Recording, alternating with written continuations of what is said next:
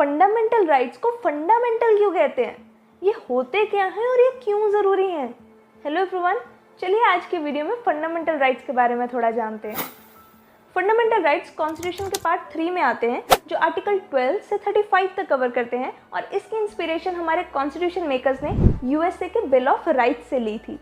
Fundamental rights justiciable rights होते हैं और ये हर पर्सन को दिए जाते हैं without any discrimination. Justiciable rights मतलब कि अगर ये वायलेट होते हैं तो देयर एग्जिस्ट रेमेडी जिससे ये रिवाइव हो सकते हैं, वो भी सीधा सुप्रीम कोर्ट में जाकर। नाउ द क्वेश्चन इज, ये ज़रूरी क्यों है? ये ज़रूरी इसलिए है क्योंकि ये कंट्री की पॉलिटिकल डेमोक्रेसी इंश्योर करते हैं। मतलब इनके होते हुए कोई भी लीडर अथॉरिटेरियन या डेस्पोटिक नहीं हो सकता और इंडिविजुअल्स की लिबर्टीज एंड फ्रीडम में इंटरवीन नहीं कर सकता। तभी इन्हें नेगेटिव इन नेचर भी कहा जाता है।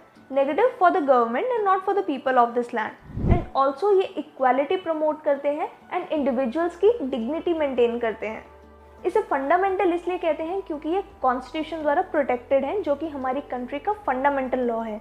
सेकेंडली इसे फंडामेंटल इसलिए भी कहते हैं क्योंकि ये सबसे ज़्यादा ज़रूरी राइट्स हैं for all round development of all individuals. Originally constitution में 7 राइट्स थे: right to equality, right to freedom, right against exploitation, right to religion, cultural and educational rights, right to property and right to constitutional remedies. But 1978 की 44th constitutional amendment act से right to property को fundamental right से निकालकर legal right बना दिया गया under article 300A in part 12 of the constitution. So at present हमारे पास 6 फंडामेंटल राइट्स हैं। First fundamental right, right to equality के बारे में जानते हैं। राइट टू इक्वालिटी में 5 आर्टिकल्स कवर होते हैं, आर्टिकल 14 से 18 तक। आर्टिकल 14 बताता है कि there will be equality before law and equal protection of laws. मतलब कानून की नज़र में सब बराबर है और कानून सबको इक्वल प्रोटेक्शन देगा with in the Indian territory, चाहे वो अमीर हो या गरीब, ऑफिशियल हो या नॉन ऑफिशियल। और ये राइट सिर्फ इंडियन सिटीजन्स को नहीं, फॉरेनर्स को भी इंडियन टेरिटरी में दिया जाता है। आर्टिकल 15 बताता है कि there will be no discrimination against any citizen on grounds only of religion, race, caste, sex और प्लेस ऑफ बर्थ। मतलब इंडियन टेरिटरी में रहते हुए इन 5 ग्राउंड्स पर आपके साथ कभी भेदभाव नहीं हो सकता।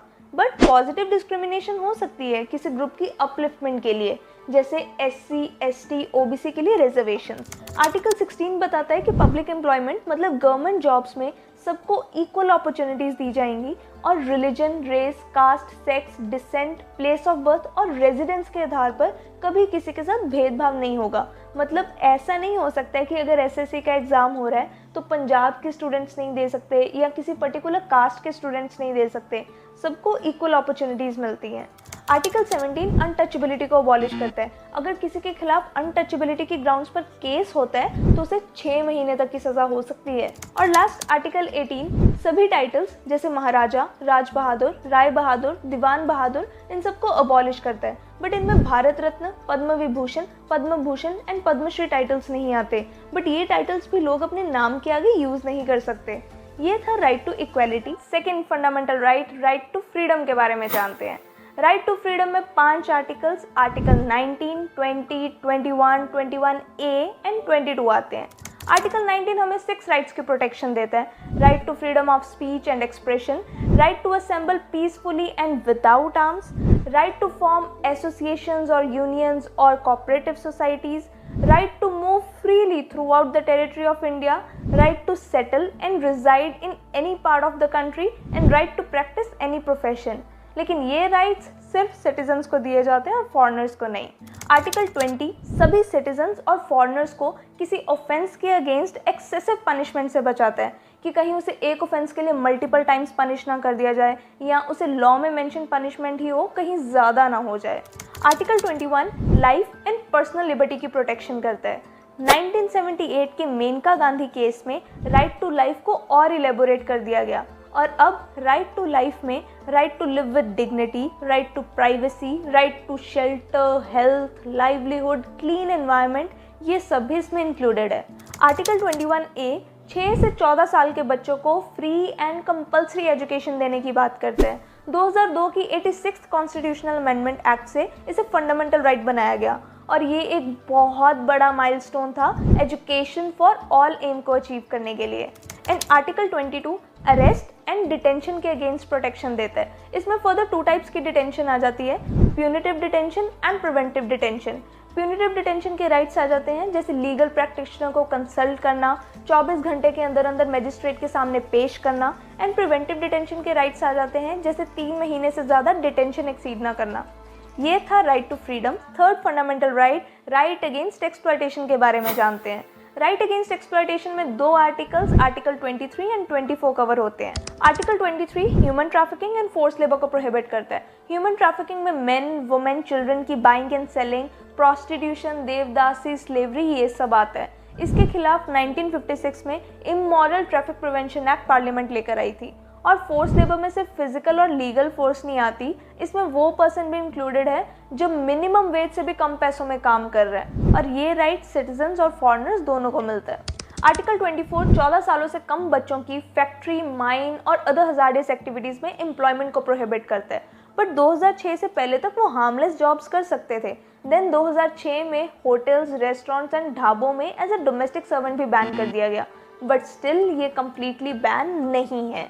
चाइल्ड लेबर में दोषी पाए गए व्यक्ति को 2 साल तक की सज़ा और 50,000 तक का फाइन हो सकता है। ये था right against exploitation. Fourth fundamental right, right to freedom of religion के बारे में जानते हैं। फ्रीडम ऑफ रिलीजन में 4 आर्टिकल्स, आर्टिकल 25 से 28 तक कवर होते हैं। आर्टिकल 25 हर इंडिविजुअल को फ्रीडम ऑफ कंसाइंस देता है और किसी भी रिलीजन को freely profess, propagate and practice करने का राइट देता है।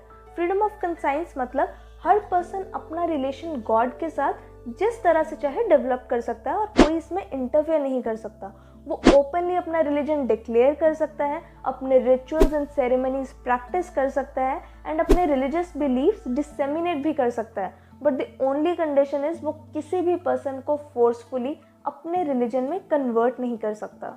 आर्टिकल 26 फ्रीडम देता है रिलीजियस अफेयर्स मैनेज करने की, जिसमें रिलीजियस डिनोमिनेशंस को फ्रीडम है चैरिटेबल और रिलीजियस पर्पस के लिए इंस्टीट्यूशंस इस्टेब्लिश करने की, रिलीजियस मैटर्स को मैनेज करने की और movable and immovable property acquire करने की।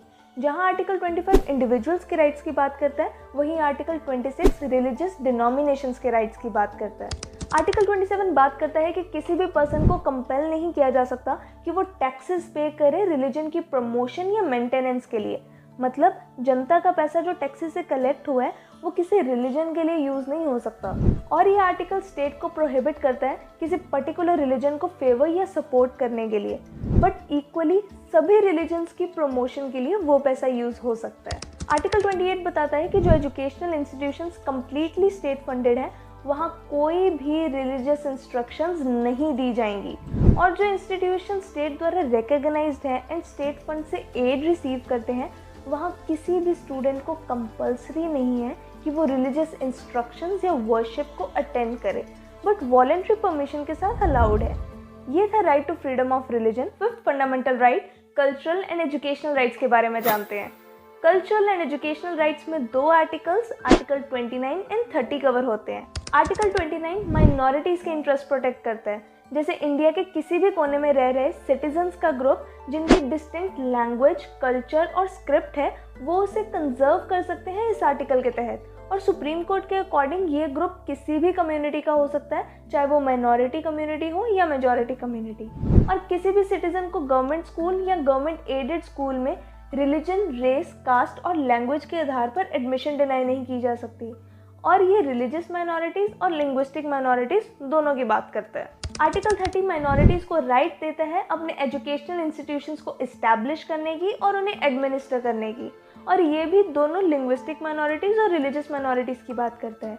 इसी आर्टिकल के तहत हमें इंडिया भर में कॉन्वेंट स्कूल्स देखने को मिलते हैं। ये थे cultural and educational rights. Last right, right to constitutional remedies के बारे में जानते हैं।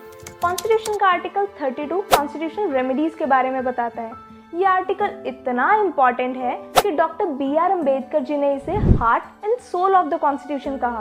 अगर आर्टिकल 32 ना होता तो किसी भी फंडामेंटल राइट का कोई वजूद ना होता।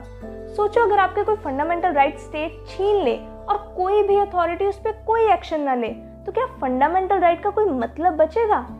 ऐसी ही प्रॉब्लम से सिटीजन्स को बचाने के लिए कॉन्स्टिट्यूशन मेकर्स ने article 32 that is constitutional remedies बनाया, जिसमें रेमेडीज प्रोवाइड की गई यूज करने के लिए अगर फंडामेंटल राइट्स ब्रेच हों। और सबसे अमेजिंग बात, कॉन्स्टिट्यूशन रेमेडीज को भी फंडामेंटल राइट बना दिया। मतलब अब आपका ये फंडामेंटल राइट है अपने फंडामेंटल राइट्स को रिवाइव करवाना अगर स्टेट आपके राइट्स ब्रेच करती है। इस आर्टिकल के तहत अगर आपका कोई फंडामेंटल राइट ब्रेच होता है तो आप सीधा सुप्रीम कोर्ट जा सकते हैं और इन राइट्स को रिवाइव करने के लिए सुप्रीम कोर्ट 5 तरह के रिट्स इशू कर सकता है, जिनमें आती हैं habeas corpus, mandamus, prohibition, certiorari and quo warranto. So इस आर्टिकल से क्लियर होता है कि सुप्रीम कोर्ट हमारे फंडामेंटल राइट्स के डिफेंडर एंड गारंटर हैं। तो ये थी हमारी फंडामेंटल राइट्स की सीरीज। इन 5 रिट्स के बारे में एक सेपरेट डिटेल वीडियो जरूर आएगी। अगर ये वीडियो पसंद आई हो तो फॉलो करना मत भूलिएगा। Keep smiling and keep learning.